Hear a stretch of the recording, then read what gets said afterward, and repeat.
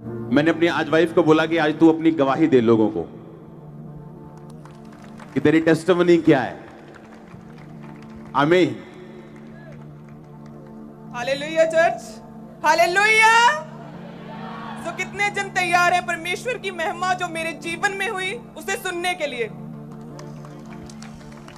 मैं आपको बताना चाहती हूँ कि परमेश्वर जो महिमा में परमेश्वर है वो दयावान है। परमेश्वर निर्बलों को चुनता है उनके जीवन में अपनी सामर्थ्य को सिद्ध करने के लिए, ताकि जब दूसरे लोग उस निर्बल को देखें तो परमेश्वर की महिमा हो, परमेश्वर की सामर्थ्य उनके जीवनों से दूसरे लोग भी शिफा पा सकें, दूसरे लोग भी सामर्थ्य को पाएं। आमीन। हम पहला कुरिन्थियों उसकी 26 आयत को पढ़ेंगे कि हे भाइयों, अपने बुलाए जाने को तो सोचो कि ना शरीर के अनुसार बहुत ज्ञानवान और ना बहुत सामर्थी और ना बहुत कुलीन बुलाए गए, परंतु परमेश्वर ने जगत के मूर्खों को चुन लिया है कि ज्ञानवानों को लज्जित करे, और परमेश्वर ने जगत के निर्बलों को चुन लिया है कि बलवानों को लज्जित करे। आमीन।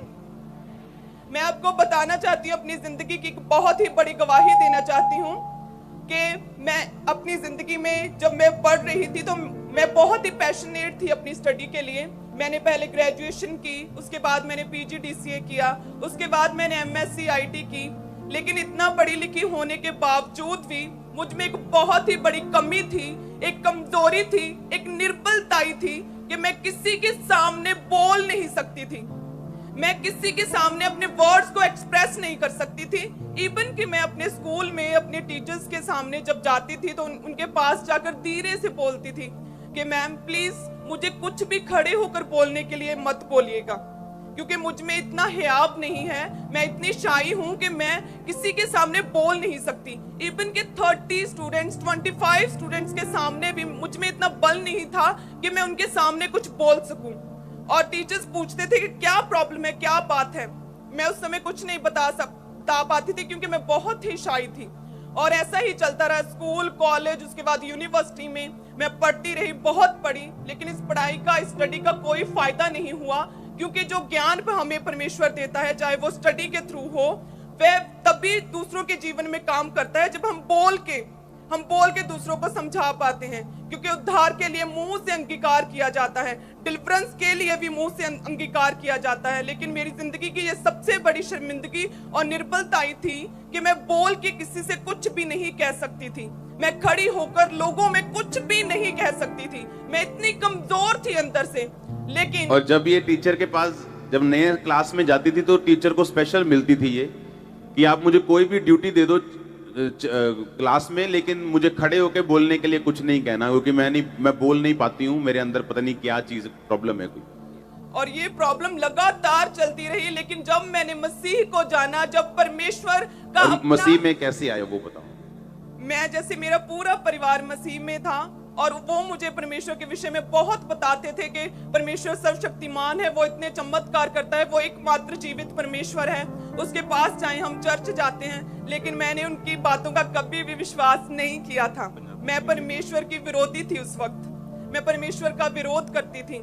मैं उदो बिल्कुल भी परमेश्वर ਨੂੰ ਜਾਣਦੀ नहीं ਸੀਗੀ और परमेश्वर ਦਾ विरोध करती सी। अपने पेरेंट्स ਦਾ बिल्कुल भी जो चमत्कारां ਦੇ ਵਿਸ਼ੇ जो परमेश्वर ਦੇ वचन ਦੇ ਬਾਰੇ ਦੱਸਦੇ ਸੀ, मैं बिल्कुल विश्वास नहीं सी करती। लेकिन एक दिन परमेश्वर ਦੀ अद्भुत कृपा हुई कि ईस्टर वाले दिन ਜਦੋਂ मेरी पूरी फैमिली तैयार हो रही सी प्रभु के घर जाने के लिए, और तब ये खामरा चर्च को जानते भी नहीं थे ये पूरा परिवार, या तब मैं अपने मेंटर और आपके फादर को बिल्कुल नहीं जानती थी। तो उस वक्त सभी पूरी फैमिली तैयार हो रही थी और मैं ऐसे ही लेटी हुई थी, क्योंकि मैंने तो चर्च में जाना नहीं था, मैं आराम से लेटी थी कि आज छुट्टी है, संडे का दिन है।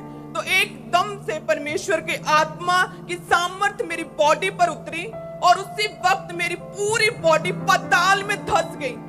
उसी समय सुनो और सुबह के 6 बजे थे और पूरी बॉडी मेरी पाताल में धंस गई और मेरी आंखें खुली थी, मुंह खुला था, मेरे पेरेंट्स मेरे सामने तैयार हो रहे थे, लेकिन मैं कुछ भी बोल नहीं पा रही थी उस वक्त। और ऐसे ही चलता रहा कुछ सेकंड, उसके बाद धीरे धीरे मेरी बॉडी पाताल से ऊपर पृथ्वी के ऊपर आई, मैं अपने बेड के ऊपर फिर से लेट गई और उसके बाद मेरे कानों में आवाज आने लगी कि परमेश्वर तुम्हें बहुत प्रेम करता है, परमेश्वर ने तुम्हें चुना है अपनी महिमा को दिखाने के लिए। परमेश्वर ने तुम्हें चुना है अपनी सामर्थ को दूसरे लोगों में सिद्ध करने के लिए। परमेश्वर तुम्हें बुला रहा है, कम ऑन बेटी, कम टू मी बेटी, मेरी प्रिय बेटी मेरे पास आ। ऐसी आवाजें मेरे कानों में आने लगी और मैं सरप्राइज्ड और शॉक्ड थी। और जैसे ही मैं नॉर्मल हुई, कानों से आवाजें बंद हुई, उसी वक्त मैंने अपने पेरेंट्स को बताया। और वो ईस्टर का दिन था जब मैं पहली बार परमेश्वर की हुजूरी में, परमेश्वर की प्रेजेंस में और परमेश्वर के घर में गई थी। पहली बार चर्च जब गई थी, ईस्टर वाले दिन गई। वो ईस्टर का दिन था। और उस दिन के बाद मेरी लाइफ ट्रांसफॉर्म हो गई, टोटल लाइफ चेंज हो गई। जब मैंने मसीह को जाना तो मेरी जिंदगी की सबसे बड़ी कमजोरी, सबसे बड़ी निर्बलताएं, जो मैं अपनी जिंदगी की सबसे बड़ी शर्मिंदगी समझती हूँ कि इतना पढ़ने लिखने के बावजूद भी मैं किसी से बात नहीं कर सकती थी, वो कमजोरी मेरी जिंदगी से दूर हो गई। आज ना केवल इस चर्च के लोग, गुरदासपुर ब्रांच के लोग, ऑनलाइन चर्चों में, बल्कि ऑनलाइन लाखों लोग आज मुझे सुन पा रहे हैं। हालेलुया।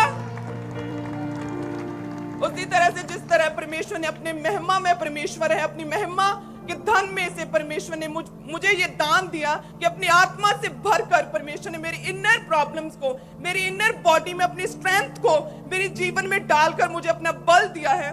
उसी तरह से और जब ये चर्च जाना शुरू हुए थे तो इनके पास, इनके फैमिली के पास किराया नहीं होता था कभी भी। यस, हम फाइनेंशियली इतने सिक थे, इतने गरीब थे, इतना निर्धन परिवार था, इतनी बीमारियों परेशानी में थे, लेकिन कोई भी बीमारी, कोई भी पैसे की तंगी, कोई भी शर्मिंदगी हमें परमेश्वर से कभी भी दूर नहीं कर पाई थी। हम पवित्रता में खड़े रहे, परमेश्वर के वचन पर खड़े रहे। और मैं बताना चाहती हूँ कि जब चर्च आते थे तो इतना किराया भी नहीं होता था कि हम चर्च के लिए जो 100-120 रुपए उस वक्त किराया था कि हम वो पे कर पाए।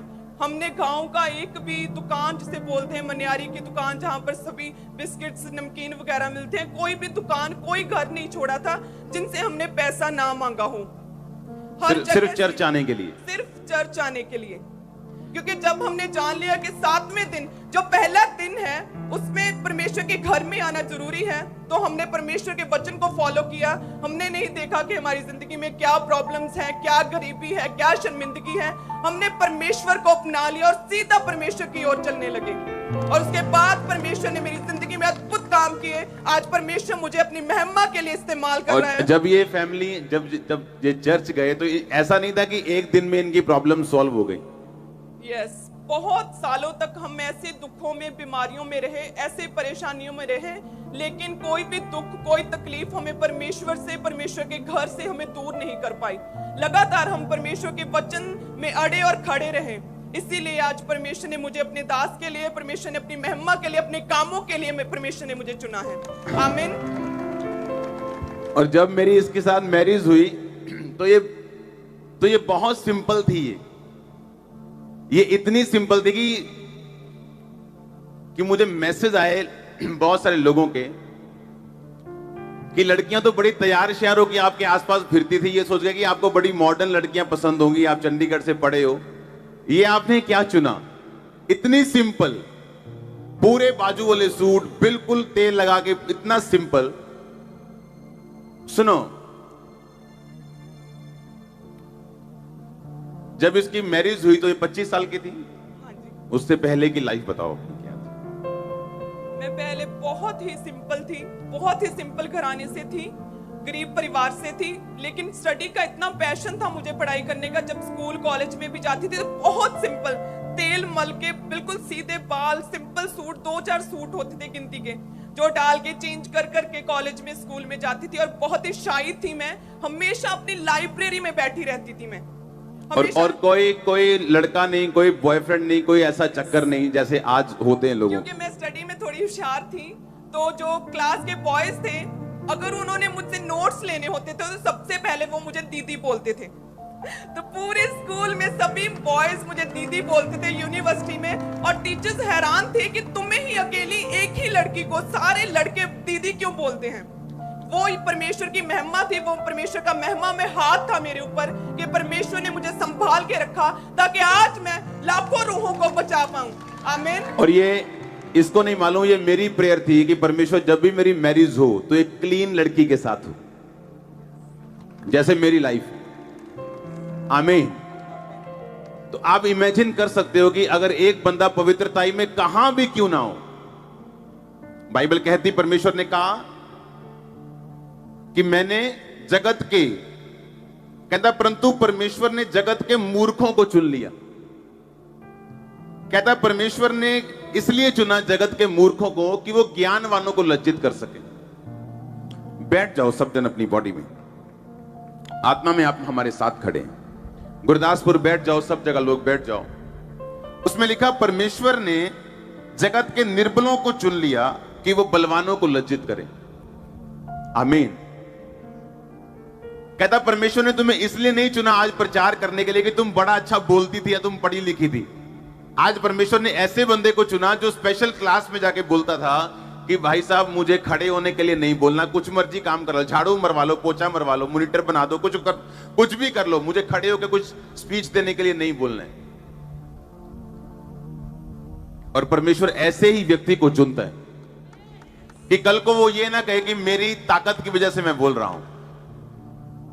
परमेश्वर ने कहा, वरन परमेश्वर ने जगत के नीचों तुच्छों जो है भी नहीं उनको चुन लिया कि उन्हें जो अपने आप को कुछ समझते हैं उन्हें व्यर्थ ठहराएं, ताकि कोई प्राणी परमेश्वर के सामने घमंड ना करने पाए। आप में से कितनी बहनें यहां पे होंगी जो आज गरीब होंगी, कितने भाई यहां पे होंगे जो गरीब परिवार से होंगे। तो आपके स्पिरिचुअल मदर की टेस्टिमनी आपके लिए एक ब्लेसिंग है कि आप कहीं से भी खड़े हो सकते हैं। आपकी गरीबी मायने नहीं। इमेजिन करो, इनके घर रिश्तेदार जब आते थे तो बोलते थे कैसे हो तुम, तो क्या जवाब देते थे आपकी फैमिली जो थी? तो हम हमेशा अपने शब्दों से, हमेशा हम अपने नेचर से परमेश्वर की महिमा करते थे कि हम बहुत खुश हैं, हम बहुत खुश हैं मसीह को जान के, हम अपने परिवार में बहुत सुखी हैं। और अभी गवाही नहीं आई थी परिवार में, अभी थोड़ी थोड़ी गवाहियां शुरू हुई थी, अभी बड़ी गवाही नहीं आई थी परिवार में। लेकिन जब भी लोगों ने पूछना भाई तुम कैसे हो, तुम चर्च आना शुरू हो गए, क्योंकि यही थे उस गांव में जो सभी अन्य जातियों से भरा हुआ गांव है कि तुम अभी चर्च जाते हो, कैसे हो तुम। तो हम खुल के मसीह की प्रशंसा करते थे परमेश्वर की, वो सामर्थ्य परमेश्वर है। हम बहुत खुश हैं, हम अपनी जिंदगी में हर एक दुख से हमने शिफा पा ली है। हमने कभी भी अपने मुंह से ये नहीं बोला था उस वक्त कि हम दुखी हैं, हम बीमार हैं, हम परेशानी में हैं। नो, हमने हमेशा परमेश्वर की अपने शब्दों से महिमा की थी। और आज वैसा ही हुआ, और सेम वैसा ही हुआ जैसा हमने अंगीकार किया था। और ये 3 बेटियां और एक बेटा है, ये 3rd बेटी है। yes. जब ये हुई थी तो लोग रोए थे, इसकी फैमिली रोई थी, इसके पापा के और मदर को छोड़ के। yes. मेरे पेरेंट्स को छोड़कर सभी गांव के लोग हमारे पास अफसोस करने के लिए आ रहे थे जब मेरा बर्थ हुआ कि पहले ही ऑलरेडी 2 गर्ल्स थी, अभी एक और तीसरी बेटी हो गई। तो सभी दुखी थे, सभी दुख के साथ मम्मा पापा के पास आ रहे थे कि अब ये क्या हो गया। लेकिन मेरे फादर बहुत ही खुश थे, उन्होंने बोला कि ये परमेश्वर ने दिया है, ये रब ने दी है, तो परमेश्वर आप ही देखूगा। मेरे फादर ने वर्ड्स बोले सी, उन्होंने पूरा इंजॉय सेलिब्रेट किया सी मेरे बर्थ नु, मेरे फादर और मदर ने। लेकिन बाकी सारे साडे रिश्तेदार, साडे पिंड दे लोग सारे बहुत दुखी सी कि तीसरी कुड़ी फेर आ गई, क्योंकि तीसरा मुंडा चाहिए सी इन्हां नूं, क्योंकि पहला बेटी सी, दूजी बेटी सी, और जो तीजी बेटी हुई तो मतलब रिश्तेदार मतलब अफसोस मनाने लिए आ रहे थे, मतलब रो के, कोई रो के दिखा रहा सी, कोई अफसोस मना रहे, कोई विरोधी खुश हो रहे थे कि लो ये तीजी कुड़ी हो गई। पर अगर आप ध्यान से देखो, इसी 3rd लड़की ने अपनी फैमिली का बेटा बन गई है। अब हमारे गांव के लोगों में जो हमारी कमजोरियां थी वो अब हमारे घमंड का कारण बन गई हैं।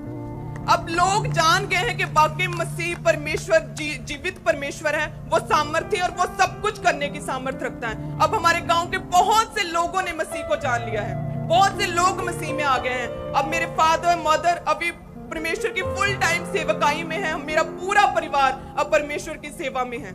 और ये सिर्फ और सिर्फ हुआ क्योंकि पहले हमने फेथ रखा, हम विश्वास में अड़े और खड़े रहे।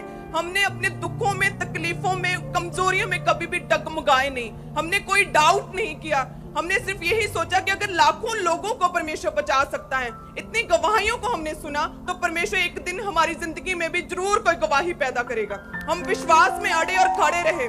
कोई किराया ना होने के बावजूद भी हर संडे पैसे मांग मांग कर हम मसीह के घर में परमेश्वर की प्रेजेंस में आते रहे, पवित्रताई में रहे, परमेश्वर के वचन पर चलते रहे, और परमेश्वर ने एक दिन अपनी दया की निगाह मुझ पर की और परमेश्वर ने अपने कामों के लिए मुझे चुना। आमीन। जोर से बोलो हालेलुया। तारीफ करो इस सरमन के लिए, आज इस प्रचार के लिए जोर से। आमीन। थैंक यू जीसस बोल दो ऊंची आवाज में।